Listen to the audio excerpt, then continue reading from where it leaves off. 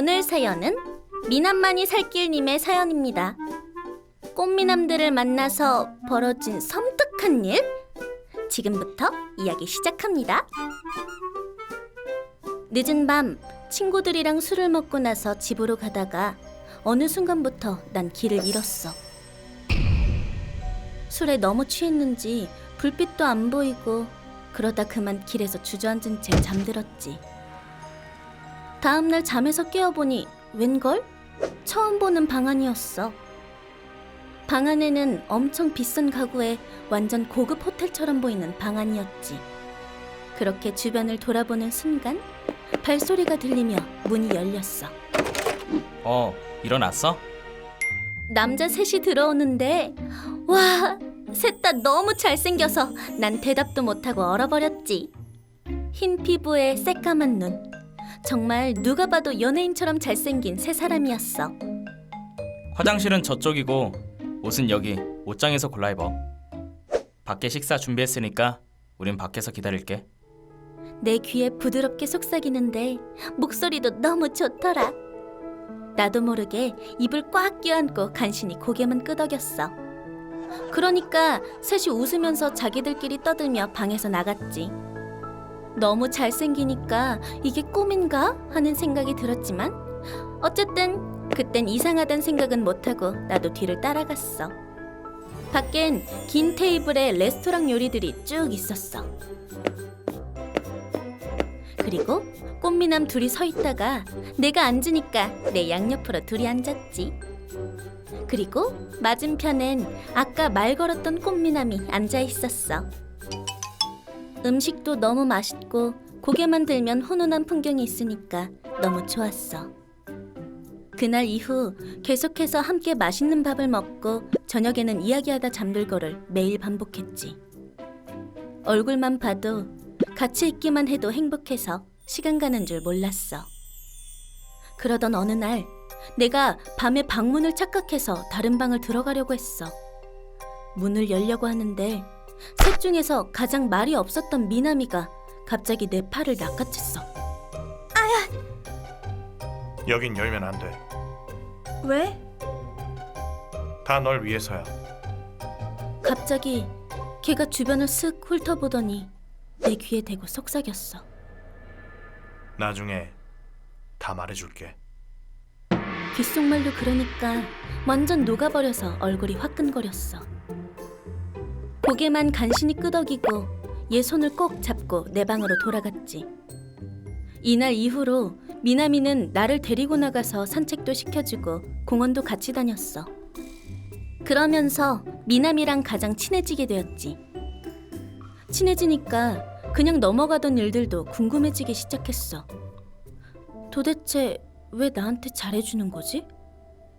난 예쁘지도 특별하지도 않은데? 저기, 나한테 왜 이렇게 잘해주는 거야? 넌 그럴 가치가 있으니까. 영화 같은 대사를 미남이가 하니까 완전 그림이었어. 그래도 부모님이 걱정돼서 말했지. 고마워. 하지만 나 이제 집으로 돌아가야 할 것 같아. 부모님이 보고 싶어. 내가 말을 딱 꺼낸 그 순간 얘가 갑자기 눈빛이 변했어. 안 돼. 가지 말아줘. 제발 조금만 더 함께 있어줘. 미남이는 내 팔을 꽉 잡고 간절하게 날 바라보며 말했어. 난 갑자기 무서워져서 얘한테 이때부터 빌었어. 제발 보내달라고. 계속 빌고 또 빌었지. 내 말을 듣더니 미남이가 고개 숙이고 한참을 고민했어. 알겠어. 그럼 딱 3일만 더 있어줘. 그땐 내가 책임지고 널 보내줄게. 고맙다고 말한 뒤 난 내 방으로 돌아갔어. 근데 이때부터 무언가 무서웠어. 생각해보면 나갈 때도 항상 옆에 붙어있고 휴대폰도 안 주고 들어가지 못하는 방이 있다는 것도 너무 이상했거든. 더 이상한 건 다음 날부터였어. 얘를 제외한 다른 둘이 더 이상 보이지 않았거든.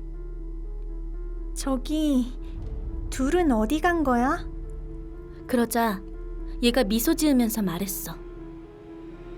널 그냥 보낼 수 없어서 선물을 준비하러 떠났어. 나도 분위기 깨기 싫어서 일단 알겠다고 했지. 그리고 마침내 3일이 되기 전 밤, 난 내일이면 집에 간다는 생각에 설레서 잠이 안 오더라. 부모님이 내 걱정 많이 하셨겠지?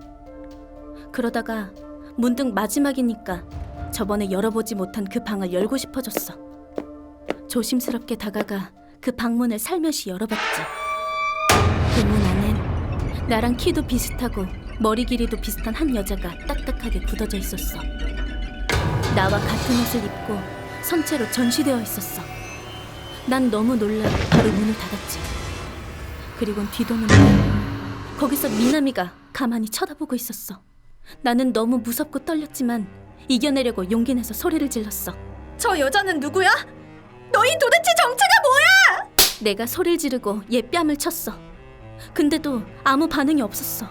고개만 돌아가고 맞고도 가만히 있었지. 난 힘이 빠져서 그 자리에 털썩 주저앉아 엉엉 울었어. 집에 보내준다고 했잖아. 책임지고 보내준다며. 그러자 얘가 진실을 말해줬어. 충격적인 내용이었지. 사실 꽃미남 셋은 이곳에서 여자애를 5주 동안 행복하게 해준 뒤 가장 아름다운 모습으로 인형을 만들어 왔어. 그리곤 그걸 다른 사람에게 비싼 값에 파는 거였지. 안에 있던 여자는 바로 인형이 되어버린 여자였고 이번에는 내 차례였던 거야. 난 제발 살려달라고 빌었어. 빌고 또 비니까 미나미가 한참 고민하다가 말했어. 좋아. 보내줄게. 울지 말고 조용히 따라와. 미나미를 따라 밖으로 나가는 엘리베이터를 탔어. 이곳에서 있던 일은 절대로 아무에게도 말하지 마. 내가 고개를 끄덕이고 엘리베이터 문이 닫히는 순간 미나미가 섬뜩하게 웃으면서 말했어. 그럼 안녕. 또 만나. 또 만난다고? 생각이 든 순간 엘리베이터는 추락하고 나는 차가운 액체 질소 속에서 허우적대며 굳어가다 숨이 막히는 순간 꿈에서 깨어 일어났어. 전부 꿈이었어? 인형, 사람 인형 좋아.